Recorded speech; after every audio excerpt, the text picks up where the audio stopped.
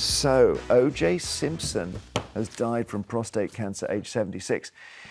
How do we even start to talk about this man? Former American football star turned actor, was cleared of double murder in 1995. There's a lot of it on the front pages today. I'll just show you.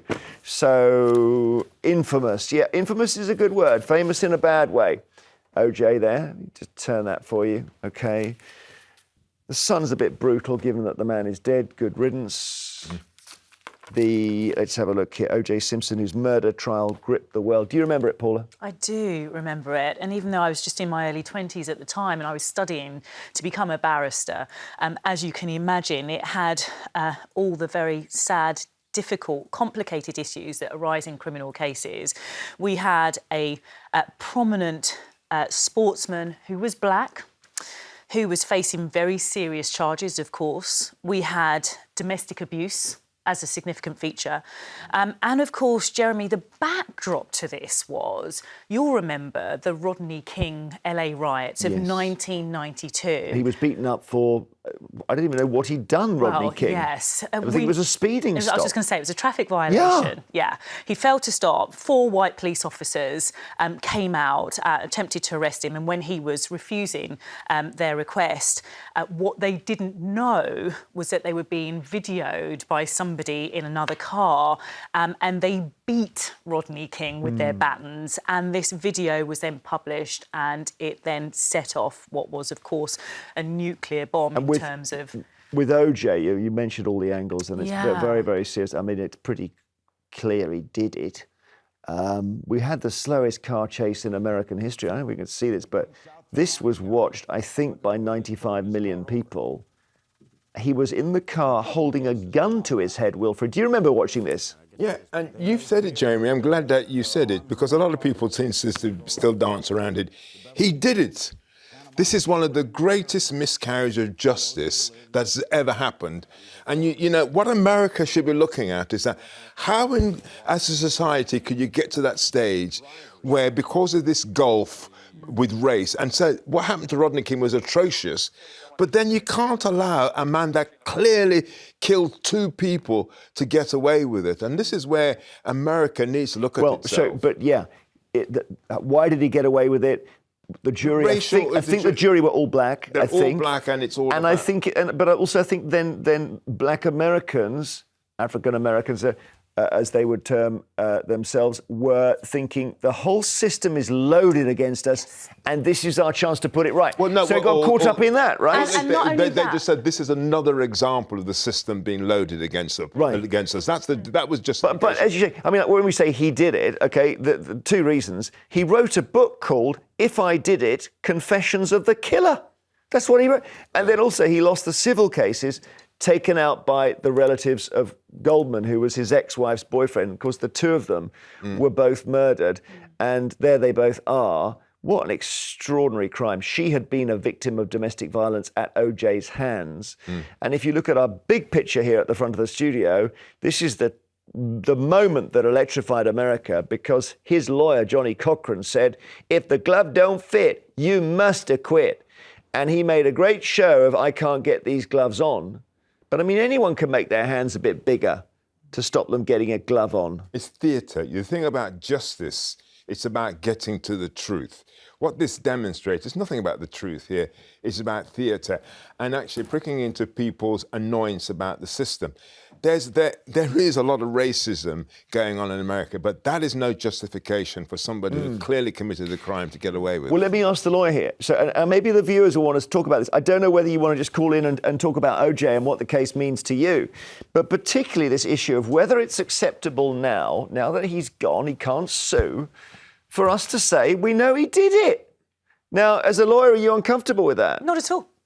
And as we know, a civil court did find, on the balance of probabilities, that he did do it. And they awarded damages of $33.5 million. And he paid $100, apparently. Yeah. So, in relation to that. Yeah. But you think it's OK? Yeah, but it doesn't seem fair to say he did it when the only criminal trial cleared him. Wilfred, and you and I both just said he did it. Well, yeah, but what it tells me is that the system they have in America enabled somebody that clearly did it to get away with it. That's why they need to look at the system and the theatrics around all of this, and manipulating the jury to such an extent that they come up with something that is crazy. That's But he what was, they should be in a way, as is, maybe the criminal trial wasn't about his guilt. It wasn't. It was about, we're going to, get the establishment back here. Yeah. So let's have a look at the moment he was acquitted. Orenthal James Simpson, not guilty of the crime of murder in violation of Penal Code Section 187A, a felony upon Nicole Brown Simpson, a human being, as charged in count 1 of the information. If they were black, would we have had the same verdict? If the people he killed, if they were black, if they were black people, would they be in the same verdict? Oh, I see. I hadn't thought of that. Yeah. The other thing is to say that this guy wasn't just a football player. In the early days, he was born in 1947, so he's playing in the 60s and early 70s. He was an amazing player. He was like not quite maybe Beckham, but he was at that level as a junior player. And I'll show you. So they did a big roundup of the NFL. Who are the greatest players of all time? And OJ was number 40. So have a look at this. I think people have completely overlooked the fact now that he was clearly the best running back of the 70s. So if you sort of realize that he's the best running back at a time when the most important part of the offensive game is running the football, I think you could easily argue that O.J. Simpson is the most valuable player of the 70s for the entire league. Isn't that amazing? And we of course, that's all gone now, as have his early cinema roles in Naked Gun and so on.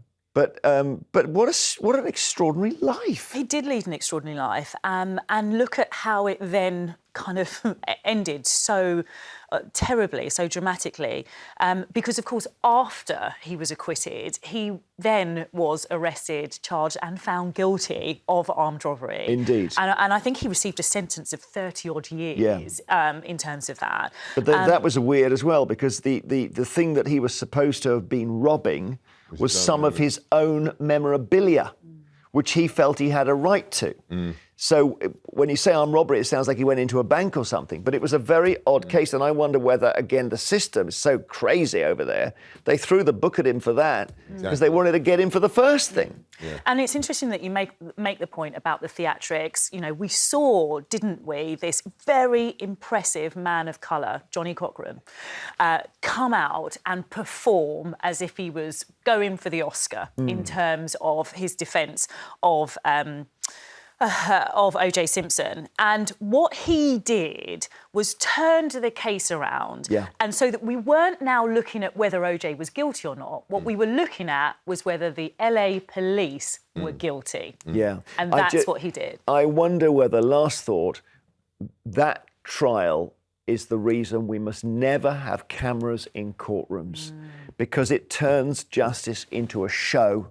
Wilfred, what do you think? Yeah, I like to have cameras in a courtroom. Well, we don't at the moment. We have a few for the judge sometimes, but we don't have proper. Yeah, but I think I wouldn't not say we shouldn't have it. I mean, I think the thing is this: it all comes down to integrity. This is one of the things about the law, is that people are out to win rather than actually to seek justice. And you've got to look at your profession actually here, that actually someone who is working hard to get somebody off, he must have known the guy committed it. So and from a moral perspective, people, I mean, would you there actually defend people that you know are guilty as hell? But Wilfred, it's not about what I know. It's about the evidence. That's an excuse. It can never be about what I know, and it can only ever be about the evidence. Well, the evidence there was clearly he did it. Because if it isn't, then we are down a very dangerous road where I can tell you what I know, which could be based on completely irrelevant facts, and yet you go to jail for that. I think we've got to call. Let's just go to Brian in Newport. Brian, maybe other people want to call in on this. Is it acceptable for us to say, now that he's dead, we know he was a murderer? No. He went through court. The court decided he didn't do it, and it's wrong for you to say now that he did. And then why, if you've got this much of a thing, why don't you do the same thing about Prince Andrew? He paid £12 million never went through a court. You know, he's got the biggest solicitors, barristers and everything behind him. He should have fought that if he didn't do it. Oh, You so know, you want this to go through a court and get a conviction before anyone is said to be guilty? Yes. Okay, so Fred West wasn't guilty? Fred West was guilty. No, he committed suicide before a trial. Well, yeah, but then that's that bloke's fault. That bloke did that himself, nobody else. You can't sit there and say anything because that guy decided to kill himself. That's up to him. All right, you know, Brian. but if you go through, what would you do if you went through a court, you was accused of something, and then you went through a court and they said you didn't do it, and then you went home and people started saying, Jeremy did do it. I totally agree with that. And I think in 98% of the time, the courts are where the matter starts and finishes. However, Jimmy Savile was guilty of horrible crimes. The police never laid a finger on him. But no, this is a great issue to discuss. Brian, thanks so much.